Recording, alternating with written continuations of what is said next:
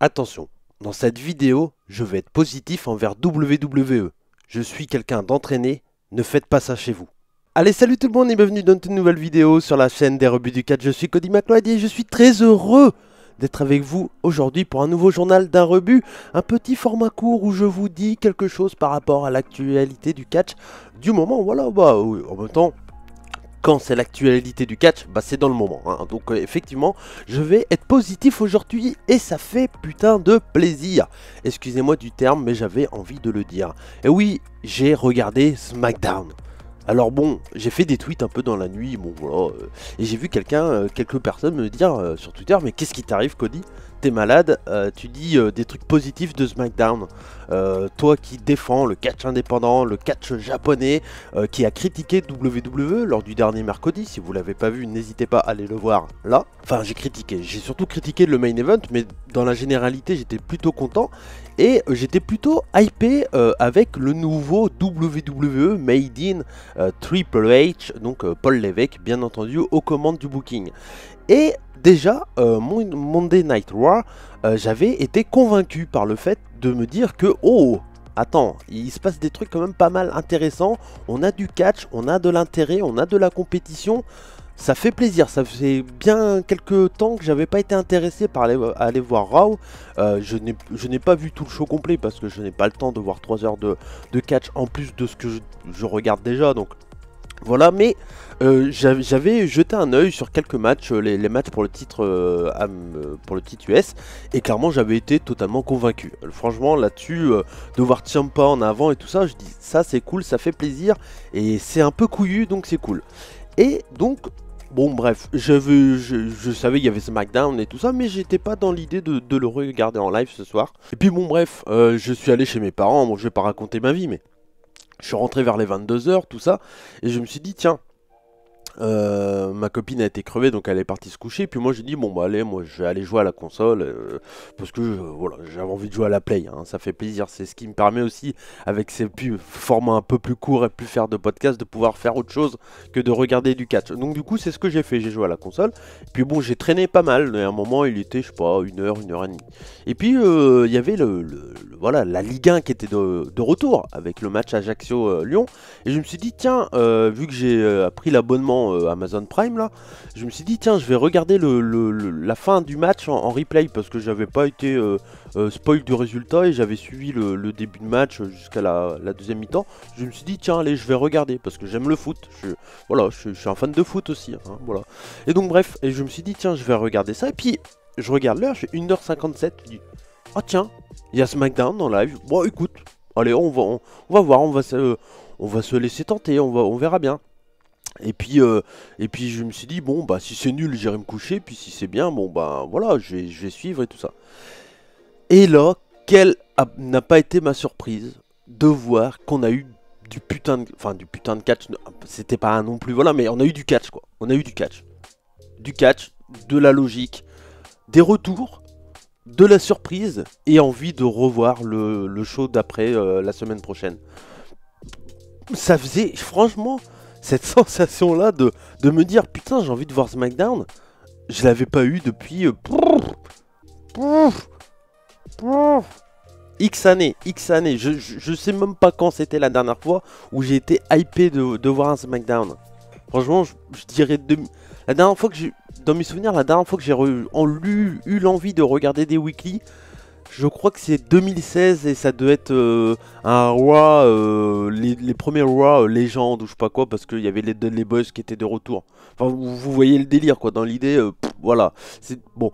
Et là, franchement, alors il y a des défauts selon moi, mais bon, ça c'est. Les défauts que j'ai à faire en fait sur SmackDown, et je vous préviens tout de suite, je ne ferai pas des reviews chaque semaine. Là c'est vraiment une vidéo exceptionnelle et c'est dans le format journal d'un rebut. Ici vous ne verrez pas des reviews chaque semaine de Raw, de SmackDown. Déjà parce que tout le monde le fait et voilà, tout le monde le fait et sûrement mieux que ce que je pourrais faire. Et de deux, ça m'intéresse pas. Si j'ai arrêté de le faire pour All Elite Wrestling, je ne vais pas le faire pour WWE malgré que le produit soit bien. Mais bon, voilà. Mais je vous ferai des fois de temps en temps des vidéos de ce genre. Et puis de toute façon, je vous en parlerai dans le mercredi. Vous le savez, le mercredi, votre podcast d'actualité chaque semaine. Surtout, n'hésitez pas à aller le voir. Bref, et donc du coup, bon, je commence à regarder le show et puis je me dis, bon, ok, il commence avec un gros, voilà, un gros callback sur SummerSlam et tout, c'est totalement logique. Hein, voilà, on rappelle qu'il y a eu un gros pay-per-view, tout ça. Bon, rien à dire là-dessus, ça prend quand même bon 5-6 minutes. Et le show commence avec une promo où on voit, comment il s'appelle, Pat McAfee qui fait des dessins à la con sur Happy Corbin, tout ça. Et direct, Ricochet qui commence à dire ah ouais, il se fout de sa gueule un peu. Bon, je me dis bon, c'est pas ouf, mais bon, voilà. Et Ricochet, il commence à dire ok, ben si t'es pas content, on va s'expliquer dans le ring. Le premier putain de segment d'un SmackDown, allez, c'est pas vraiment un match, mais on va dire c'est pratiquement un match de catch quoi. Le premier truc qui se passe dans le ring, c'est un match de catch. Et ça, franchement, faudrait regarder les stats, mais je sais pas quand c'est arrivé la dernière fois, mais c'est juste un moment historique qu'on a vécu, quoi. De voir du catch, le premier segment dans le ring d'un SmackDown, c'est du catch. Vous imaginez ça? Du catch. Et pas un match, j'ai pas le temps devant les yeux, je vais aller voir ça tout de suite, mais et pas un match de 1 minute 30, hein. Un match, quoi. Un match, 11 minutes 50. Ricochet contre Happy Corbin et victoire de Ricochet. Alors là, je dis bon, ok, franchement, ça fait plaisir. Franchement, c'est. En plus, c'était un bon match, c'était un bon opener, bien vivant, Ricochet toujours aussi fantastique. Franchement, c'était bien cool. Moi, j'ai adoré ce booking de SmackDown qui a fait que, clairement, voilà, d'entrée de jeu, on te balance un match, Ricochet à Corbin. Derrière, je me dis, bon, ok, on a eu un match, il y aura sûrement une promo, un truc. Non, ils enchaînent.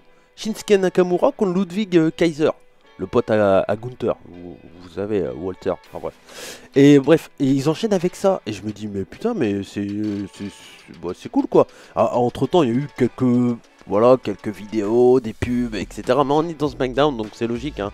Voilà, ça reste long quand même dans le format, mais dans l'idée, voilà. Et derrière, ils enchaînent donc avec ça.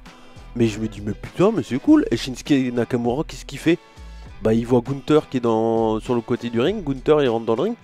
Il le défie pour le titre. On apprendra plus tard que c'est la semaine prochaine. J'ai envie de voir, moi, Shinsuke Nakamura Gunther. Franchement, putain, mais oui, enfin. Et bon, je sais pas si ça va finir clean, mais dans tous les cas, ça me donne envie. Ils construisent enfin un titre intercontinental intéressant, tout comme ce qu'ils ont fait avec le titre US.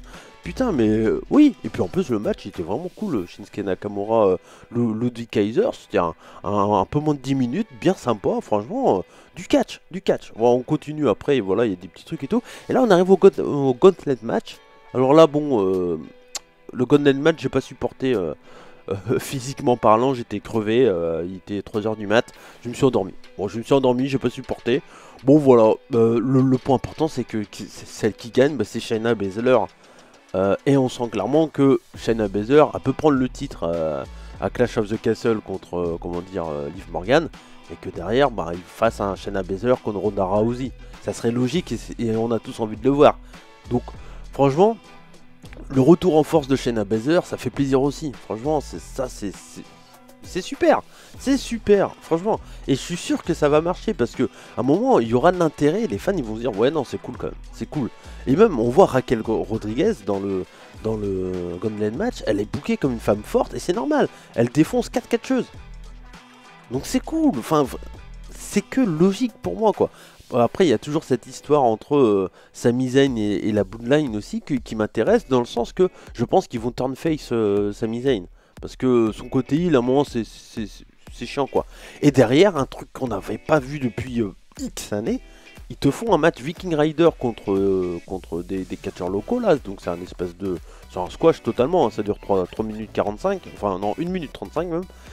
Et c'est un squash, et derrière, ce qu'ils font, c'est qu'ils te bookent des mecs dans la mid-card de la tag team pour te préparer à les envoyer pour le titre tag, quoi. Ils te préparent des mecs, ils te construisent des mecs. Ça faisait combien de temps qu'on n'ait pas vu ça? Ils te construisent des mecs. Tu sais, là on est dans la mid-card et ils te font une feud Viking Rider contre New Day. On est dans la mid-card de la tag team, ils te construisent ça. Mais oui, c'est ce qu'il faut faire. Et du coup, on a envie de voir bah, c'est intéressant. Puis tu te dis, bah, ceux qui vont gagner ce match-là, je pense qu'ils iront vers le titre par équipe, quoi. Donc c'est super, franchement c'est cool. Et derrière il y a Kofi qui fait une attaque sur les Vikings et tout. Et puis on fait un petit match, bon 3 minutes 40, c'est victoire sur un roll-up. Là c'est vraiment, voilà, c'est pour continuer la feud. Kofi Kingston contre Eric, gagne sur un roll-up, voilà. Et derrière on a on a une nouvelle annonce où on annonce également le retour des titres par équipe féminin avec un tournoi. Un fucking tournoi. Un tournoi, vous savez ce que ça veut dire, un tournoi. Donc, il y aura des gens, ils vont se rencontrer, il y aura des...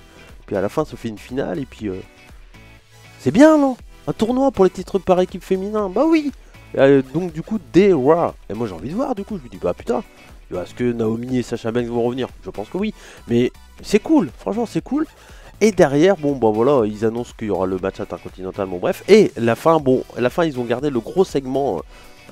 voilà, le gros segment habituel qu'on avait à chaque début de SmackDown et tout, ils l'ont gardé pour la fin. Donc c'est le gros moment promo avec Roman Reigns, etc.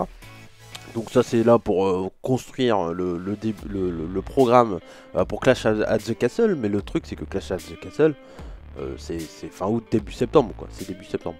Donc voilà, il reste un bon mois. Il va falloir essayer de commencer à créer des choses, etc. Et donc, dans cette promo-là, on a les retours de Karrion Kross. Bon, je suis pas le plus grand fan de Karrion Kross, mais je trouve que c'est cool. Et c'est carrément un gros message, un gros doigt envoyé à Vince McMahon de la part de Triple H, dans le sens que là, il fait revenir Karrion Kross, et pas seul. Karrion Kross avec Scarlett Bordeaux, quoi. Alors là, bon, bah, si on avait des doutes que ça avait changé, on a la réponse, là. On a la réponse. Non, franchement, c'était un bon épisode de SmackDown. T'as eu du catch. T'as eu du catch, pas incroyable, mais t'as eu du catch, surtout le premier match, on va dire, et même le match Ludwig Kaiser contre Shinsuke Nakamura, t'as eu du catch. Ça finit avec une grosse promo par rapport au titre WWE Undisputed, tout ça, avec le retour de Karrion Kross et tout. Non, t'as du catch, t'as envie de voir qu'est-ce qui va se passer, et tu sais déjà qu'est-ce que tu vas voir la semaine prochaine, à savoir le match pour le titre intercontinental. Et dans ma logique des choses, laisse-leur un bon 15 minutes en fonction d'eux. Franchement, fais une belle victoire de Gunther, quoi, sur Shinsuke Nakamura. Il va pas sortir moins over s'il perd, c'est pas grave, il est pas over depuis 15 ans, Shinsuke Nakamura. Donc dans l'idée, fais-lui fais un gros 15-20 minutes, Shinsuke Nakamura contre Gunther, et puis voilà, et fais plaisir, parce que ça, sur le papier, Nakamura-Gunther, ça a les capacités d'être un 4+, tu vois. Après t'as le format SmackDown et tout ça, toujours avec les pubs. Et ça c'est vrai que c'est chiant, les pubs, surtout en live, là c'est compliqué. Bah, si je me suis endormi, c'est l'une des raisons des pubs, clairement. Donc je pense que le fait de le regarder en live, je le ferai pas, voilà. Clairement là c'était parce que j'étais réveillé, je me dis allez pourquoi pas, ça peut être sympa. Et franchement j'ai bien fait, parce que à la fin du show, bah, quand t'as Karrion Kross qui arrive, qui met le truc là du temps, là j'ai pas le mot, pour Roman Reigns, et qui fait TikTok et tout ça, c'est cool, quoi, c'est bien, franchement c'est bien. Alors je sais pas trop les réactions des gens, j'ai cru voir que pour certains ils disaient que c'était pas trop mal et tout, donc il y a plutôt des bonnes réactions. Je vois sur Catch Match, bon, il y a des mecs qui disent que c'est de la merde et tout, bon voilà. Mais en général, les gens sont assez contents, tu vois, ils disent que voilà, que c'était plutôt un bon show. Après voilà, moi je trouve que pour un weekly, ça fait largement le taf, et au moins il y a de l'intérêt. Au moins on a de l'intérêt, on a envie de voir qu'est-ce qui va se passer. Et franchement, bah, ça fait plaisir. Déjà, j'ai envie de voir Raw, quoi, du coup. Parce qu'il y aura le match pour le titre US. Il y aura le début du tournoi pour les titres par équipe de féminin. Et du coup, on va se demander, on va se poser la question. Ça va faire parler sur les réseaux. Est-ce qu'il y aura Sasha Banks? Est-ce qu'il y aura Naomi, etc. De l'intérêt, putain, de l'intérêt, de la compétition.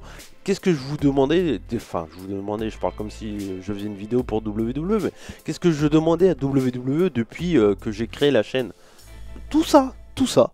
Donc oui, je suis heureux et je suis franchement heureux d'être fan de catch là. Franchement, parce que il y a de l'intérêt sur le programme.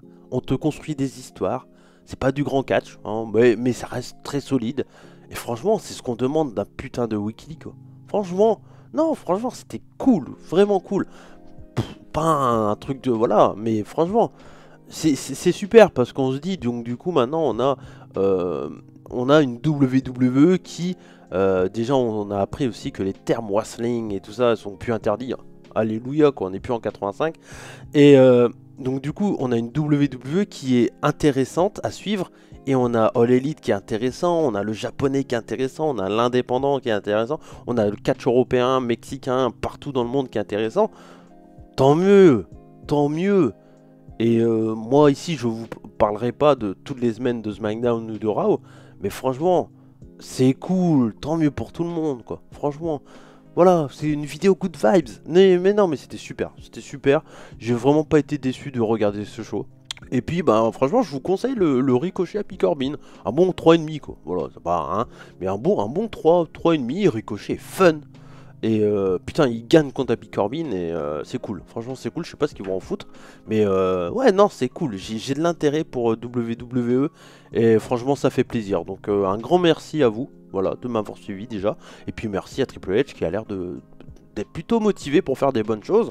On va voir, j'ai hâte de voir un peu les audiences. Je pense qu'il y aura beaucoup de l'intérêt pour ce show, donc je pense qu'il y aura quand même des très bonnes audiences. Et j'ai surtout hâte de voir les audiences dans le futur, voir si le public WWE va arriver à se mettre dans la tête que ça a changé et qu'ils vont voir un programme, bah, ils vont voir de la lutte, ils vont voir du catch, enfin voilà. Donc, à voir ce que ça va donner au point de vue des audiences, je suis très curieux. Mais franchement, pour le moment, bah, Triple H, tu sais, en l'espace d'une semaine, on l'a vu sa patte. Hein. On a vu que ça a changé, quoi. Déjà, à partir du moment où tu commences avec du catch, n'hésitez pas à aller voir. J'avais sorti une vidéo, je crois, début 2020, où je dis 5 points que Vince McMahon devrait faire pour changer de WWE. Bah, si vous reprenez tous mes points, je la mettrai là. Si vous reprenez tous mes points, je suis sûr que ce que je dis à 3 quarts, bah, en ce qui concerne le main roster, ça a été fait ce soir. Donc bon. Donc voilà, donc en tout cas merci à vous de m'avoir suivi, c'était un vrai plaisir de faire cette vidéo. Voilà, happy, soyez heureux, happy Corbin, happy Cody, appelez-moi happy Cody, voilà je suis happy Cody, je vais mettre une chemise à fleurs, et puis ah non ça a déjà été pris les chemises à fleurs. Bon je vais mettre une chemise, je sais pas. On met pas de chemise, je mets déjà plein de t-shirts colorés, je suis déjà happy comme ça, donc voilà. Mais en tout cas, non, mais ça fait plaisir. Et puis faites-vous kiffer, regardez ce que vous voulez. Et puis voilà, si vous avez envie d'en parler, vous en parlez. Si vous n'avez pas envie, vous n'avez pas envie. Puis surtout, n'oubliez pas de vous abonner à la chaîne des rebuts, hein, parce qu'il y a du changement qui arrive. Attention, suivez bien. Je vous fais des bisous. Comme on dit chez nous, Banzai, c'était Cody McBride. Ciao, ciao. Oh putain, j'ai oublié ma phrase. Surtout n'oubliez pas. Bah oui, voilà. Soyez curieux. Ciao.